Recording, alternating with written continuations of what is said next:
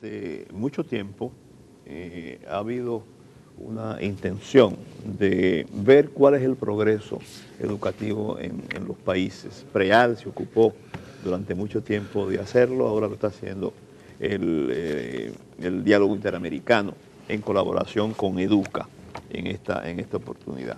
Ayer se conoció un informe de los avances posibles en la educación dominicana y hoy vamos a conversar.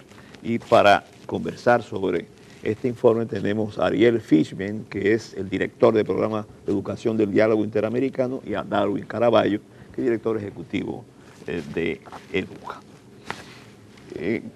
Quisiera antes que compartieran con nosotros la pertinencia y la importancia de un informe de progreso educativo. Y la metodología también.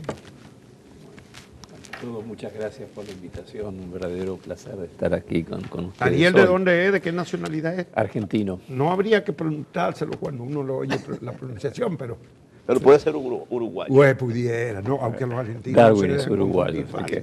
Como Darwin, sí. Claro. Mire, el objetivo de estos informes es muy sencillo, es dar una radiografía del estado de la educación en el país, pero también una película, mostrar cómo ha ido evolucionando. Creemos que es un instrumento muy importante para informar el debate en cada país y de esa manera generar las soluciones para seguir mejorando la educación. El informe que se nos presenta hoy, ¿qué revela? Hay buenas y no tan buenas noticias, pero ¿qué revela? Claro que sí, Rafael, y buenos días a la audiencia también. Ayer cuando hacía la presentación ponía la metáfora del vaso medio vacío o el vaso medio lleno. Creo que esa es una extraordinaria imagen, porque mientras podemos observar y tener elementos para sentir orgullo de los progresos que tiene el sistema educativo entre 2010 y 2015, que es la medición de este informe, todavía quedan algunas materias pendientes para alcanzar aquellos niveles que todos desean en términos de calidad de los aprendizajes, en términos de cobertura, sobre todo de las puntas del sistema, en primera infancia, en educación para jóvenes, en temas vinculados a la equidad, en la autonomía que deben ganar los centros educativos en términos de gestión, en la evaluación de desempeño de los educadores, que es un tema que a nosotros es muy caro, y la aplicación efectiva de las políticas que están diseñadas pero todavía no han llegado al aula, como la estandarización de ciertos indicadores y el currículum por competencias. Entonces, allí hay elementos para sentirse muy satisfecho, porque el sistema sí viene avanzando a buen ritmo y en la dirección correcta, pero todavía queda mucho por hacer, ese sería el mensaje. Ariel, ¿en qué consistió el estudio, la metodología que siguieron? Miren, nosotros hay 8 dimensiones que se evalúan en todos los casos, tenemos indicadores para cada uno de ellos. Entonces, para niveles de aprendizaje tomamos pruebas estandarizadas, internacionales y nacionales. Como ejemplo, para temas de cobertura miramos obviamente los datos oficiales de cobertura, también sacados de encuestas de hogares, y se junta la información más actualizada y se mira cómo ha evolucionado en el tiempo. Y hay un proceso de consulta con actores del sistema, con expertos. Nosotros actuamos como los revisores externos internacionales y en función de eso se establece una nota, que es lo que se termina publicando en el informe. Nosotros somos el diálogo interamericano. El diálogo interamericano. Ustedes tienen todo un equipo dedicado a dar seguimiento a eso en las Américas, ¿verdad? Así es, y trabajamos con aliados tal como EDUCA aquí en República Dominicana. El diálogo interamericano, explícale a los televidentes qué es lo que es. El diálogo interamericano es un centro de análisis de políticas que está en Washington, que trabaja en una serie de temas, muchos de ellos que tienen que ver con relaciones hemisféricas. Y bueno, yo dirijo el programa de educación del diálogo. Tiene varias lecturas el contenido del informe. Hemos visto en los periódicos, en último lugar en aprendizaje. Sin embargo, también se dice, pero en relación a posiciones anteriores ha habido progreso? Explíquenos eso. Bueno, claro que sí. La idea de que el sistema va mejorando y que tiene motivos para sentirse orgullosos también, aún en los malos resultados de los aprendizajes que reporta el último estudio regional de la UNESCO, que data del 2013 y que es incluso anterior a la vigencia del 4% aquí. Pero aún en esa medición se demostraba cómo la República Dominicana había sido el país que más evolución tuvo respecto a sí mismo, comparándolo con el segundo estudio regional. Muchas veces nosotros decimos que la educación en el mundo se parece a una carrera de ciclismo. Hay un grupo que va adelante en la vanguardia, que son los países asiáticos, y ahí se cuela algún europeo como Finlandia. Después viene un pelotón, pero cerca de ellos. Pero América Latina viene como un último pelotón rezagado, muy rezagado, y si bien hay alguno que se desempeña mejor que otro, en realidad está muy cerca. República Dominicana, que es el que sale de último en ese estudio, está al 75% de los resultados que tiene Chile, que es el de mejor desempeño, a pesar de que Chile viene invirtiendo durante últimos 15 años el triple de lo que se invierte por alumno en la República Dominicana. Es decir, hay techos en las estructuras de los sistemas educativos latinoamericanos que son difíciles de superar. Y por ejemplo, Chile, el Estado de Nueva León, Uruguay, Argentina, en el último estudio regional, en ese mismo del 2013, tuvieron incluso retrocesos respecto al segundo estudio del 2006. Es decir, la región se parece mucho y eso debe traernos a una reflexión de cómo generar caminos alternativos para alcanzar más rápidamente los resultados, porque no se pueden seguir perdiendo generaciones para que alcancen las competencias que hoy le demanda a nuestros jóvenes el mundo actual. Bueno, don Ariel, el informe revela, a mi juicio, que la inversión del 4% para la educación ha generado una serie ha desatado una dinámica que promete alcanzar metas en el futuro. Por lo pronto ya mejora en la calidad de la permanencia de los niños en la escuela con la jornada extendida, mejora en la profesión algo, todavía poco en la profesión docente, en los sistemas de evaluación, en los estándares educativos, en todo hay una mejoría, casi en todo. Yo diría que en la cobertura que mantiene la misma calificación de C, por lo que veo en este resumen de ustedes, porque la cobertura sigue siendo muy pobre en los niveles de preprimaria y en los niveles secundarios. Pero es la inversión lo que ha desatado esa dinámica. ¿Realmente se puede decir que es el éxito de la lucha por el 4%? Yo creo que es parte, pero es parte de un paquete. De lo que refleja es que la sociedad dominicana se despertó demandando una mejora en el sistema educativo e hizo un compromiso que incluye, que se manifiesta en esta mayor inversión. Ahora, gastando 2% del producto no se puede tener un buen sistema educativo. ¿Okay? Ahora, ¿alcanza con gastar 4%? No, no alcanza, ¿no? Y no me refiero simplemente al nivel. Hay que gastarlo bien y hay que hacer muchas cosas. ¿Okay? Pero es un síntoma de que la sociedad dominicana se decidió a cambiar las cosas. Yo no sé más aulas, por lo menos estamos cumpliendo con la meta de aulas, eso disminuye la cantidad de alumnos por aula.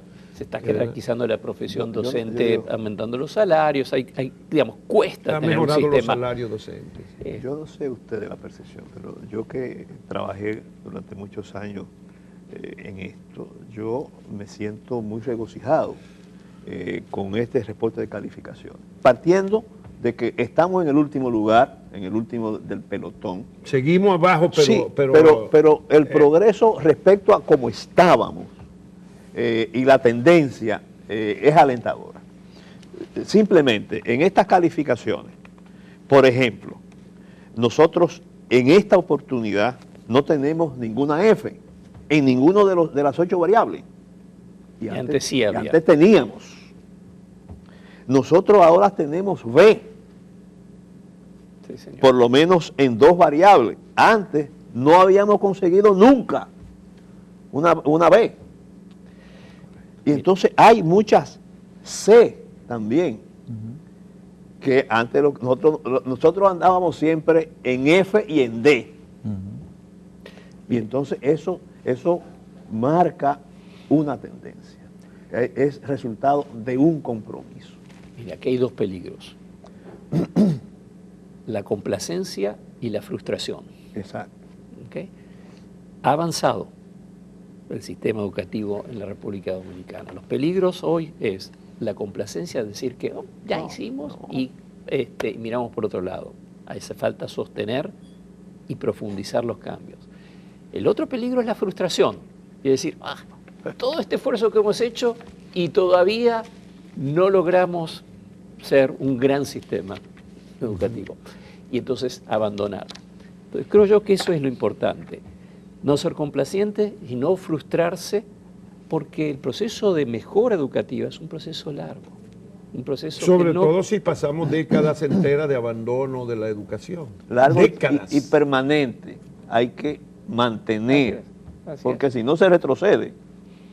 No sería justo decir que incluso tiene que pasar de una generación a otra, porque ya una generación acumuló tantas deficiencias educativas que en el arranque, por ejemplo, que aun cuando ya esté en la secundaria, todavía ya va a arrastrar deficiencias para siempre. Mire, déjeme darle un ejemplo para ilustrar ese punto.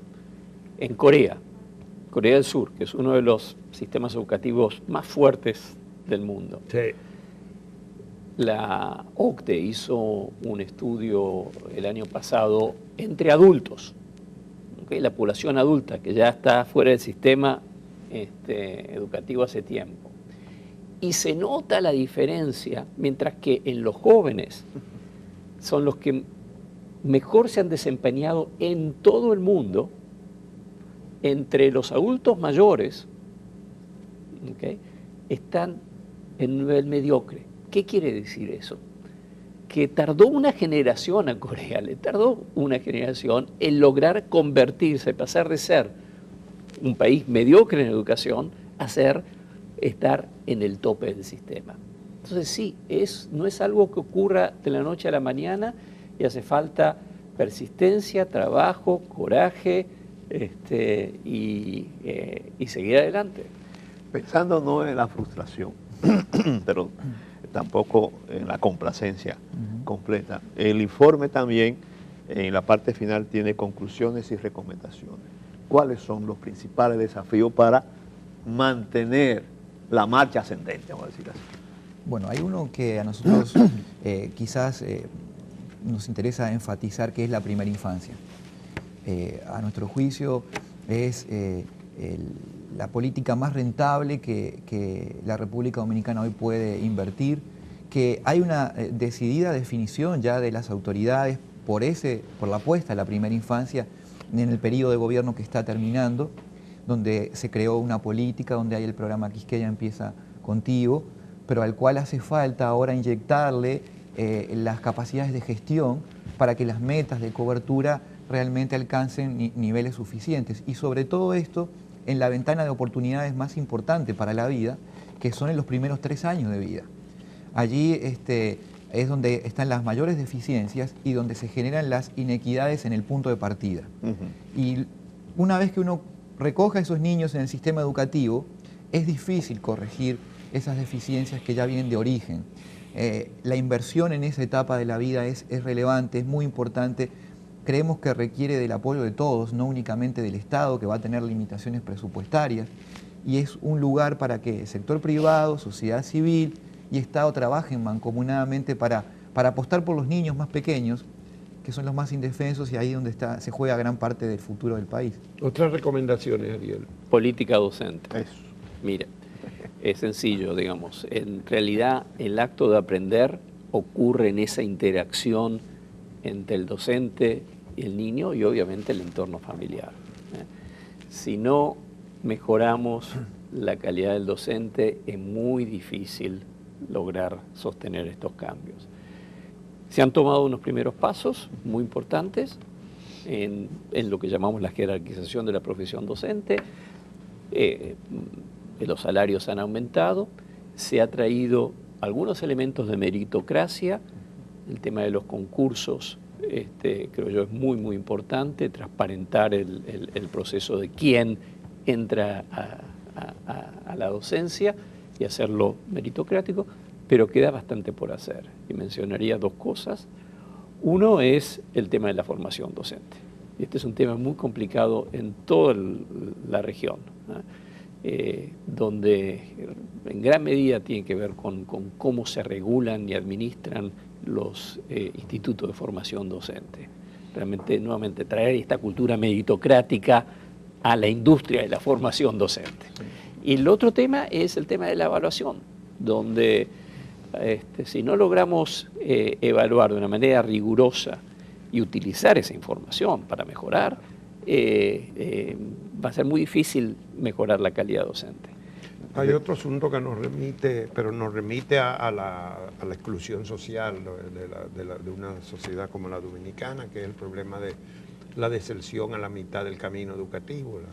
La mitad de los que hacen la primaria no concluyen la secundaria. Sí, señor. Es un problema aquí, es un problema en muchos países de América Latina.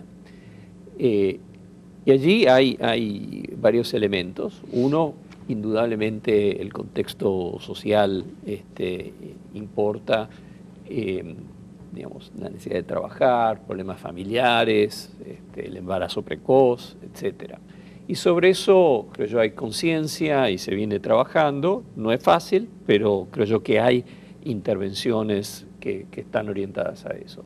Pero hay otro lado de la moneda, que tiene que ver con el interés y el deseo de parte de los jóvenes de permanecer en la escuela y terminarla. Y esto tiene que ver con la percepción acerca de el valor de esa educación, la relevancia, ¿para qué me va a servir este trabajo tan duro de ir a la escuela todos los días, estudiar, rendir, etcétera? Y eso implica reevaluación de currículas y acentuamiento de la calidad de la educación para permitirle a los muchachos que empiecen a ser útiles si salen de las aulas. Así es. En el fondo, si sentimos, nos pasa a todos, ¿no?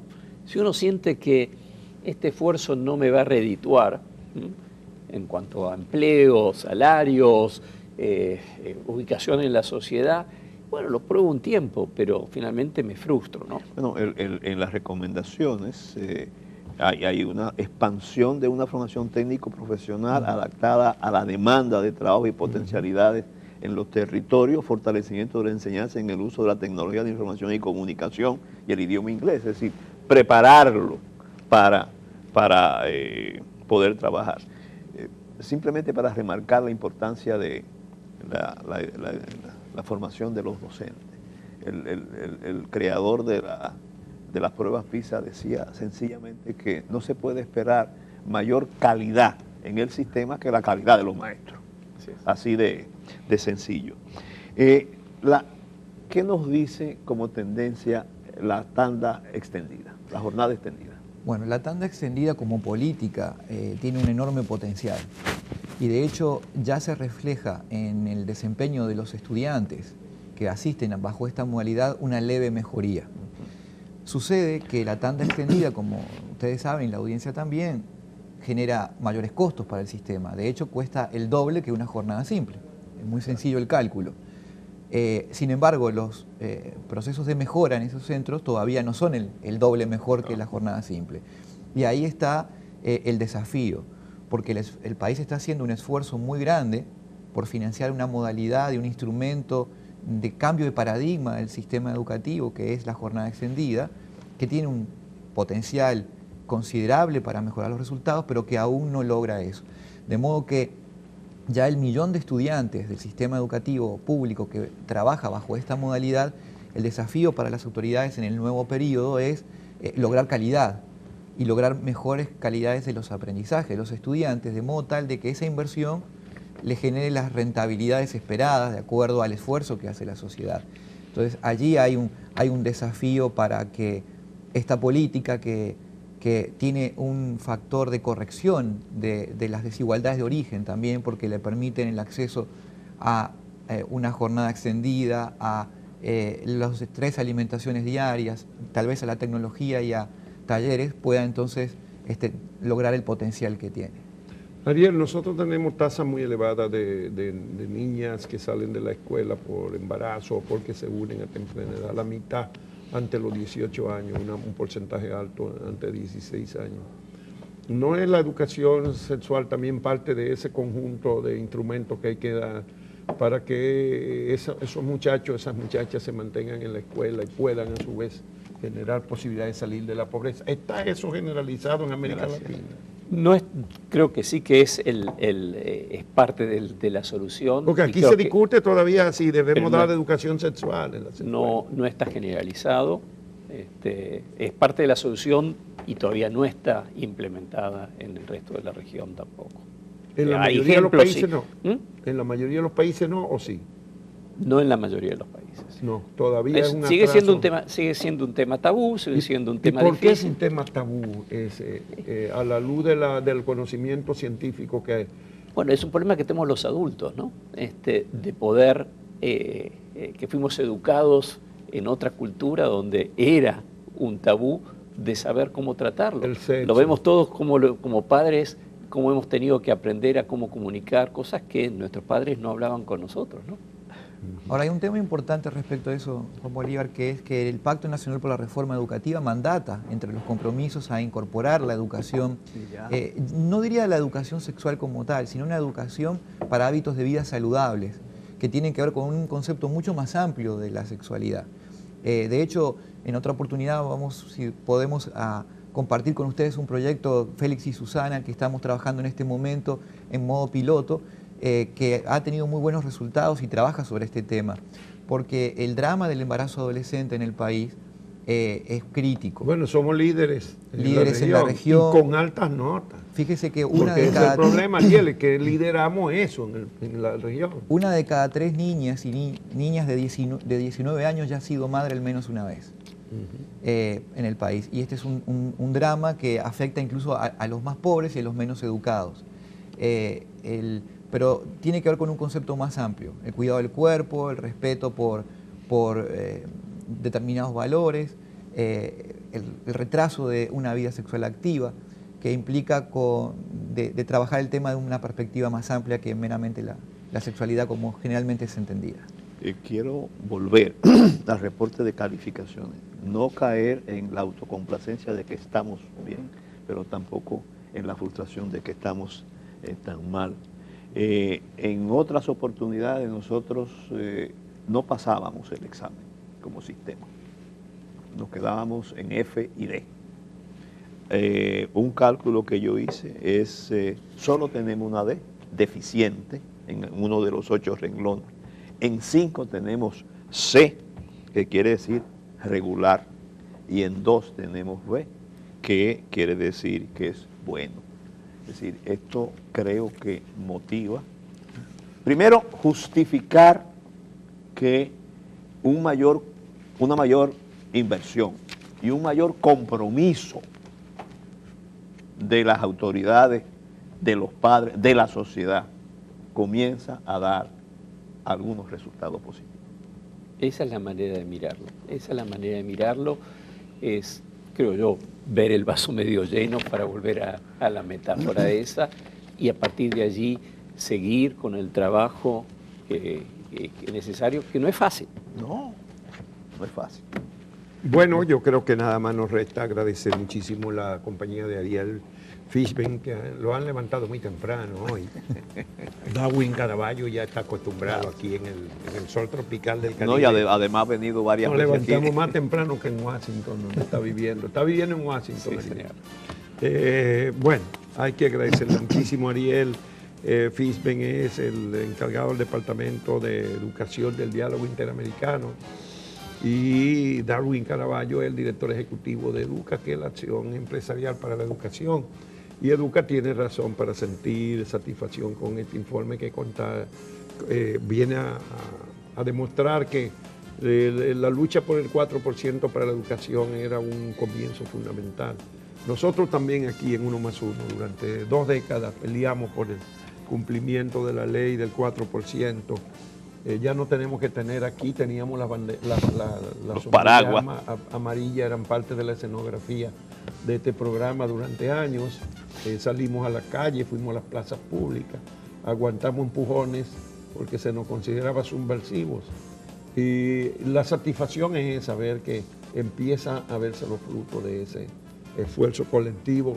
La sociedad dominicana se levantó y dijo, basta. Un ejemplo importante. Muchas gracias. Esto es solo el comienzo. Vamos a despedirlo con este cafecito Santo Domingo, que es un cafecito democrático. Gracias. Gracias.